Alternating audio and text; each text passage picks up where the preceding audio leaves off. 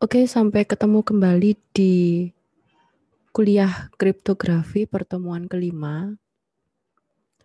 Kali ini kita akan membahas mengenai algoritma simetri yang lain. Kalau pertemuan keempat kemarin kita membahas algoritma simetri DES, sekarang kita membahas algoritma simetri juga ya, termasuk ke dalam algoritma simetri yang namanya Advanced Encryption Standard atau AES. AES gitu ya. Oke. Kalau DES kemarin mungkin akan berakhir masa penggunaannya sebagai standar enkripsi. Jadi DES itu dianggap sudah tidak aman lagi karena ada perangkat keras khusus yang kuncinya yang perangkat tersebut bisa menemukan kunci DES dalam beberapa hari gitu ya. Nah, oke. Nah, di National Institute of Standards and Technology atau NIST itu sebagai agensi Departemen Perdagangan AS mengusulkan kepada pemerintah federal AS. Ini kita cerita sejarahnya AS dulu ya. Untuk sebuah standar kriptografi yang baru. Nah, untuk menghindari kontroversi mengenai standar yang baru tersebut, nah, sebagaimana pada pembuatan DES, maka NIST mengadakan sayembara terbuka untuk membuat standar algoritma kriptografi yang baru sebagai pengganti DES. Nah, standar itulah yang akhirnya dinamakan AES atau Advanced Encryption Standard. Oke, nah persyaratan yang diajukan oleh NIST tentang algoritma yang baru itu adalah algoritma yang ditawarkan termasuk ke dalam kelompok algoritma kriptografi simetri berbasis cipher block, gitu ya. Lalu yang kedua, seluruh rancangan algoritma harus publik, tidak dirahasiakan. Yang ketiga, panjang kunci itu bisa dibuat fleksibel antara 128, 192 hingga 256 bit. Lalu ukuran blok yang dienkripsi adalah 128 bit. Dan yang terakhir, algoritma ini dapat diimplementasikan baik sebagai software ataupun hardware. Oke, nah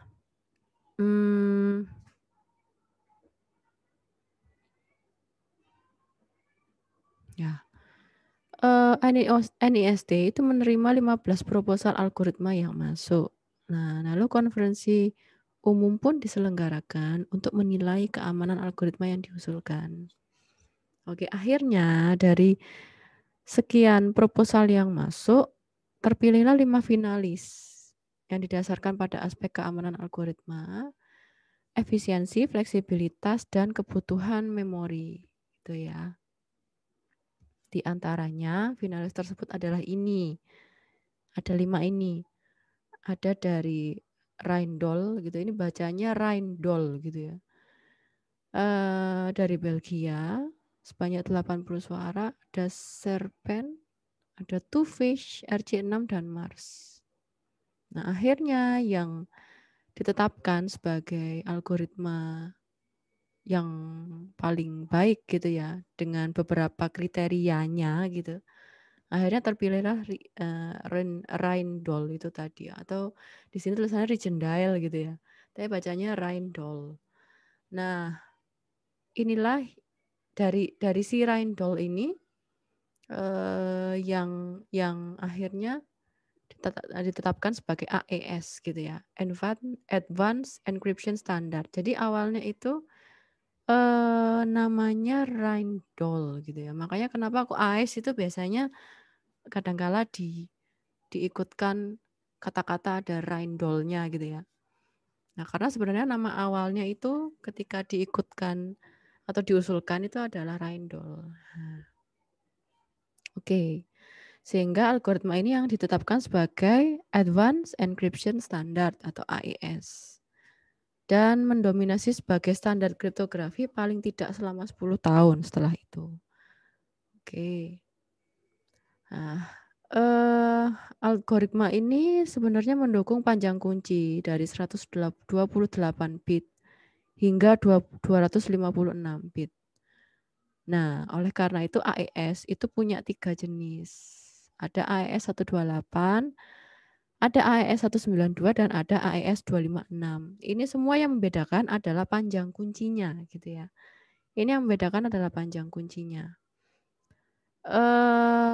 Untuk setiap ukuran bloknya itu sama untuk setiap jenis AES.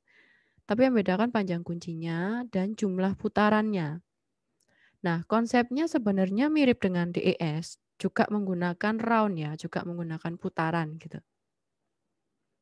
Hanya untuk AES 128 itu punya 10 putaran. Gitu ya. 10 putaran. Oke. Di mana satu word-nya itu adalah sama dengan 32 bit. Gitu. Jadi kalau di sini kenapa kok 128 padahal word-nya kan 4, Bu, gitu. Ya benar kalau satu word-nya itu sepanjang 32 bit dikali 4 kan 128 gitu ya. Sama juga dengan 192, 256 sama. Oke. Nah, karena AES ini mempunyai panjang kunci paling sedikit 128 bit, maka AES tahan terhadap serangan exhaustive key search dengan teknologi saat ini dengan panjang kunci 128 bit. Nah, kalau misalnya dengan panjang kunci 128 bit, maka ada kemungkinan sebanyak 3,4 kali 10 pangkat 38 kemungkinan kunci gitu, di mana untuk memecahkan ke semua kemungkinan kunci itu memerlukan waktu segini ya. Jadi triliunan tahun gitu, sehingga sangat sangat tidak mungkin untuk memecahkan itu gitu dengan waktu tersebut gitu ya. Oke. Sebenarnya ya bisa aja dipecahkan, tapi kan untuk mencoba semua kemungkinan kunci membutuhkan triliunan tahun, itu kan pasti umur manusia aja nggak sampai gitu ya. Makanya itu ditetapkan sebagai pengganti DES yang lebih powerful gitu ya istilahnya. Oke.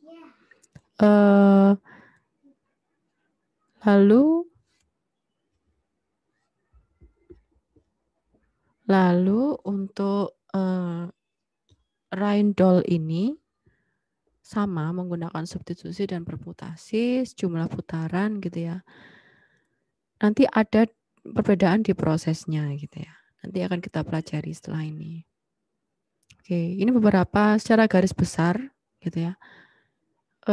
Algoritma Rhine-Doll yang beroperasi pada 128 bit dengan kunci 128 bit. Itu ada proses add round key gitu ya. Yaitu XOR antara state awal dengan cipher key. Sebenarnya add round key ini tidak hanya di state awal, tapi juga di setiap round yang akan dilakukan atau dikerjakan gitu ya di algoritma tersebut. Lalu ada putaran sebanyak n kali gitu ya, n kali. Nah, di mana setiap putarannya itu ada add round key juga, ada add round key. Tapi bedanya add round key-nya dilakukan di akhir untuk setiap putaran gitu ya. Yang pertama ada subbytes. Nah, subbytes ini substitusi byte dengan menggunakan tabel substitusi S-box gitu ya. Cara pembacaan S-box-nya sama seperti DES gitu ya. Lalu ada shift rows, pergeseran baris-baris array state secara wrapping. Lalu ada mix column, yaitu mengacak data di masing-masing kolom array state. Dan yang terakhir ada add round key gitu ya. Melakukan XOR. XOR hasil dari mix column dengan round key. Nah, lalu yang terakhir ada final round. Nah, kenapa kok final round ini ada prosesnya sendiri gitu ya? Karena untuk yang putaran terakhir itu memang yang dilakukan seperti di round-round yang sebelumnya, hanya bedanya yang tidak ada itu adalah mix column-nya aja. Jadi mix column-nya nggak ada di sini. Gitu. Jadi tinggal subbyte, shift rows, dan add round key gitu ya. Oke. Nah, untuk AES ini juga ada dua proses utama di AES ini. Ada proses enkripsinya. Yang pertama ada proses enkripsinya sendiri. Lalu yang kedua itu ada proses pembangkitan kunci. Nah, pembangkitan kunci nanti dari satu key gitu ya. Satu key itu akan dijadikan sebanyak 10 key gitu ya. Jadi total sama initial key-nya gitu ya, sama key awalnya itu ada 11 sebenarnya. Tapi memang untuk setiap round key-nya, nanti untuk sub key-nya itu dinamakan round key gitu ya. Untuk setiap round key-nya itu digunakan untuk setiap satu putaran. Tuh. Nah, untuk memperjelas bagaimana algoritma AES itu kita coba lihat dulu dari animasi yang sudah pernah dibuat gitu ya oleh beberapa orang. Oke, saya buka dulu. Nah, oke, ini untuk ini. Nah, ini kurang lebihnya seperti ini. Jadi ada plain text, ya, ada Rindall encryptor atau AES gitu. AES encryptor, lalu ada cipher key dan ada ciphertext. Nah, bagaimana prosesnya gitu ya. Nah, ini state awalnya. Jadi untuk kita menggunakan plain text yang 128 dulu ya. 128. 128, plain text-nya 128, cipher key-nya juga 128. Nah, bedanya kalau yang kemarin DES itu basisnya adalah biner gitu ya. Basisnya biner. Ini juga sama sebenarnya, tapi pembagian bloknya berbasiskan heksadesimal. Jadi pemrosesannya untuk setiap 1 byte, di mana 1 byte itu ada 8 bit gitu ya. Nah, satu kotak ini mewakili 1 byte. Gitu. Di sini ada 1 byte, lalu ada dua digit gitu ya di sini ya. Ada 2 digit di mana setiap digitnya itu bernilai 4 bit. Nah, sama juga dengan cipher key-nya gitu ya. Oke. Nah, ini sekarang ada proses enkripsi dengan proses pembangkitan kuncinya. Sekarang kita ke proses enkripsinya aja dulu seperti apa. Oke. Nah, di proses enkripsinya ini ya, nanti ada yang namanya state awal gitu ya. Kalau di awal diambil plain text sebanyak 128 bit gitu ya. 128 bit. 128. Nah, 128 ini nanti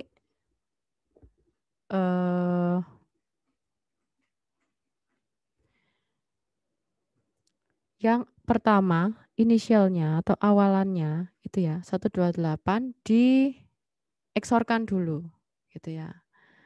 Nah, di add round key dulu. Oke, ini kita gambarkan dulu secara garis besarnya ya. Nah, lalu setelah di round key, dia akan memasuki putaran ini sebanyak 10 kali gitu ya. Putaran ini sebanyak 10 kali, 9 kali, sebanyak 9 kali dengan 9 round key gitu ya, yang sudah dibangkitkan dalam proses pembangkitan kunci.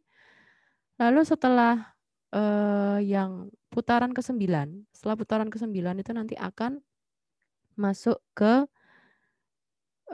ini, proses subbyte, shift rows, dan add round key. Jadi untuk yang round 10 itu tidak mengikutkan mix column gitu ya. Tadi kan untuk setiap putarannya itu mengikuti 4 step ini ya. Tapi untuk putaran ke-10 itu tidak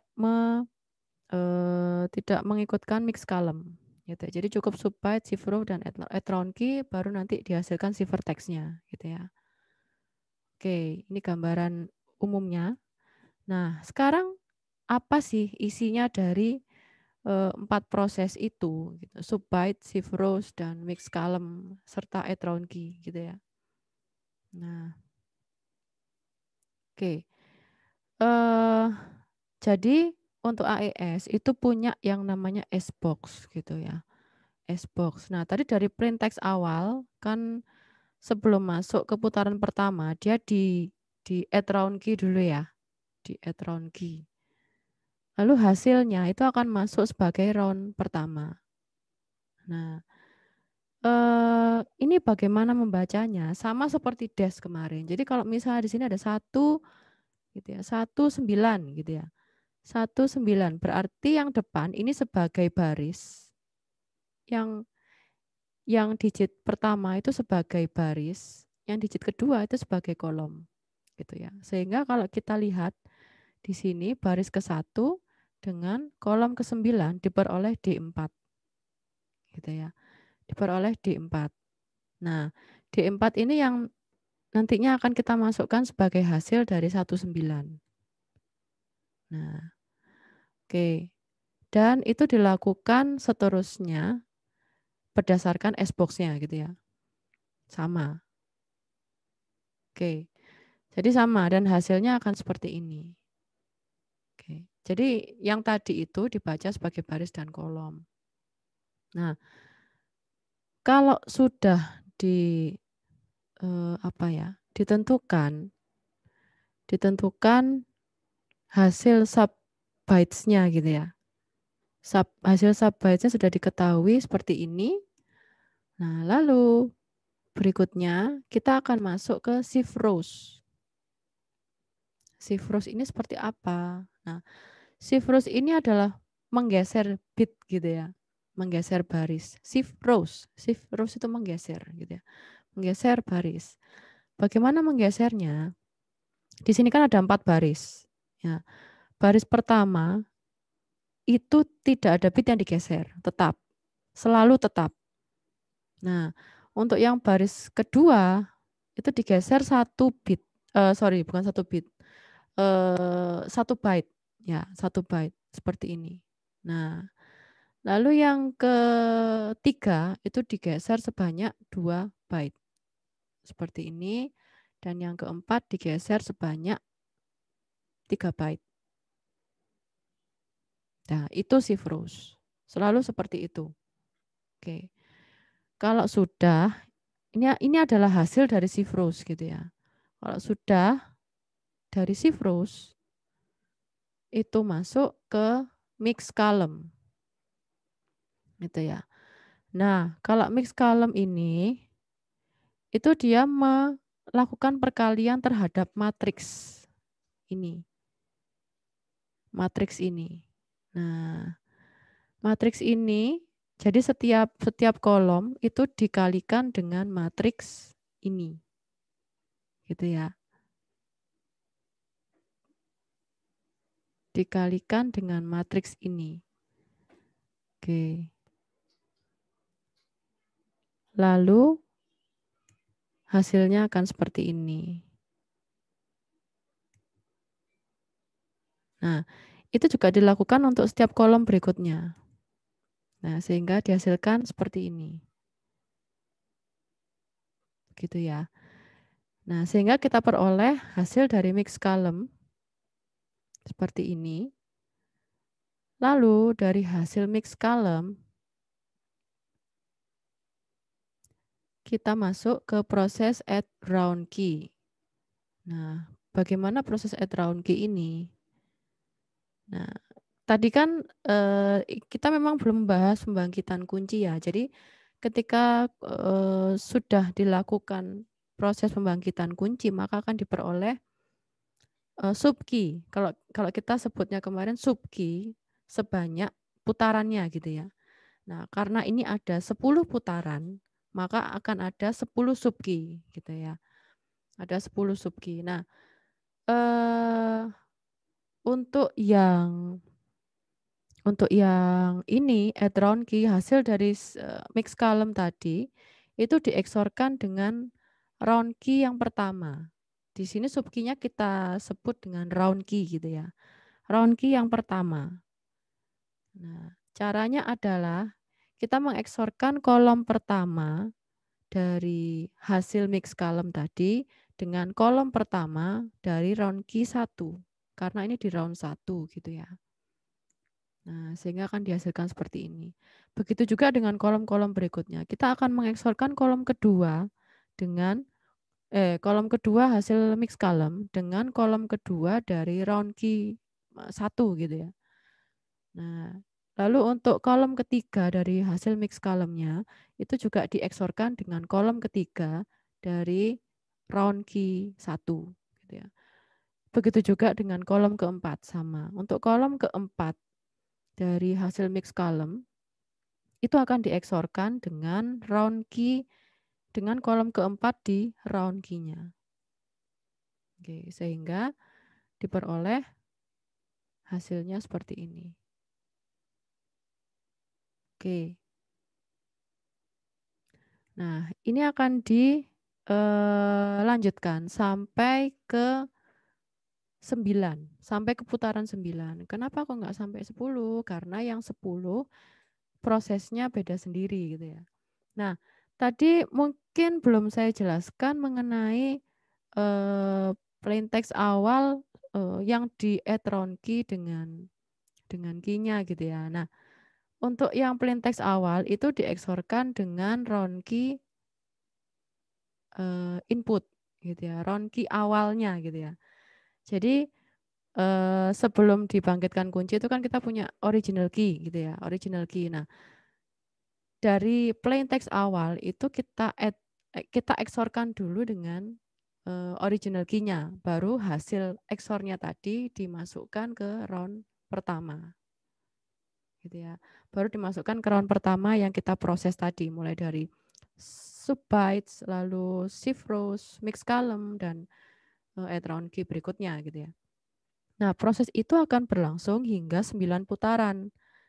Gitu, di mana putaran ke-10 atau final round itu tidak mengincludekan mix column dalam prosesnya. Gitu. Jadi hanya ada subbytes, lalu ada shift rows, langsung ke add round key gitu ya. Oke. Nah, kurang lebih prosesnya seperti ini. Oke, tadi kan dari startnya ini gitu ya, dari inputnya ini, lalu dieksorkan dengan key-nya gitu ya, key-nya yang ke-0, key-nya yang ke-0, lalu hasil eksornya tadi masuk ke sebagai inputan di round 1. Lalu melewati proses subbytes, shift rows, mix column, add round key gitu ya. Lalu hasilnya masuk ke round 2. Sama begitu seterusnya. Hasil dari round 2 masuk sebagai round 3, hasil dari round 3 masuk sebagai round 4, hasil dari round 4 masuk sebagai round 5, begitu seterusnya sampai 9. Nah, hasil dari round 9 itu prosesnya sama sampai shift rows ya, sama dengan putaran sebelumnya, hanya tidak ada proses mix column. Gitu ya. Langsung di add round key setelah dapat hasil dari shift rows gitu. Nah, sehingga diperoleh outputnya. Ini adalah output si vertex-nya gitu ya. Ini adalah output si vertex-nya seperti ini. Oke. Nah, sekarang bagaimana proses pembangkitan kunci gitu ya. Nah, sebenarnya total dari kunci itu ada 11 gitu ya. Loh kok 11 katanya 10 Bu? Ya 11 sama originalnya gitu ya. 11 sama original key-nya. Jadi tadi kan kita punya original key-nya begini ya, cipher key gitu ya. Kita punya key awalnya seperti ini. Ini adalah key awal ini adalah key yang digunakan untuk XOR dengan plain text awalnya. Jadi ada inputan plain text, sebelum masuk ke round 1 itu dieksorkan dulu dengan original key-nya. Baru dia hasil dari XOR-nya tadi, hasil dari XOR original key dan plain text itu digunakan sebagai input untuk round 1 gitu ya. Nah, sekarang bagaimana proses pembangkitan kuncinya? Nah, di sini ada original key gitu ya. Ada original key, ada tabel ERCON. Nah, ini ada tabel ERCON di sini ya. 1, 2, 3, 4, 5, 6, 7, 8, 9, 10. Nah, ini setiap kolomnya itu digunakan, setiap satu kolom itu digunakan untuk satu round.